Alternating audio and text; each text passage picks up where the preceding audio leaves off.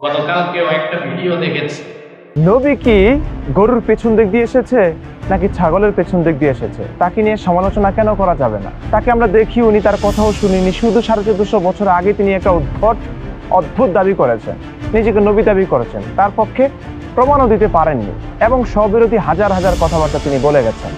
মারপিট তো আছেই, তো তাকে নিয়ে আমরা সমালোচনা করতে পারি না?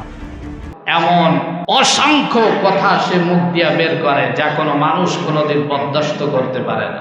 মুসলমানদেরকে আমর ইবনুল আসের মতো প্রত্যেক মুসলমানকে, যারা রাসূলের আশিক দাবি করে, যারা রাসূলের উম্মত দাবি করে, প্রত্যেক মুসলমানকে এই অঙ্গীকারবদ্ধ হতে হবে, ইমরান বিন বশিরের মতো যত নবী বিরোধী নাস্তিক আর মুরতাদ বাংলাদেশে আসে, এগুলাকে যদি কখনো স্বচক্ষে দেখতে পান, রাসূলের জন্য জীবন বাজি রেখে ইমরানের মতো নাস্তিকের কল্লা উড়িয়ে দিয়ে ওকে জাহান্নামের নাস্তা বানায় আর তারপরে ফাঁসির মঞ্চে ঝুলতে হবে।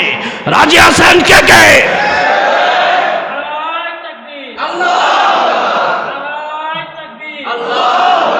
মুসলমান যদি এভাবে ঐক্যবদ্ধ থাকতে পারে, যেখানে রাসূলের বিরুদ্ধে কোনো কথা হবে, যেখানে নাস্তিক মুরতাদের আবির্ভাব হবে, সেখানে জীবন দিয়ে মুসলমানদেরকে প্রতিবাদ করতে হবে, প্রতিহত করতে হবে। পারবো তো ইনশাআল্লাহ?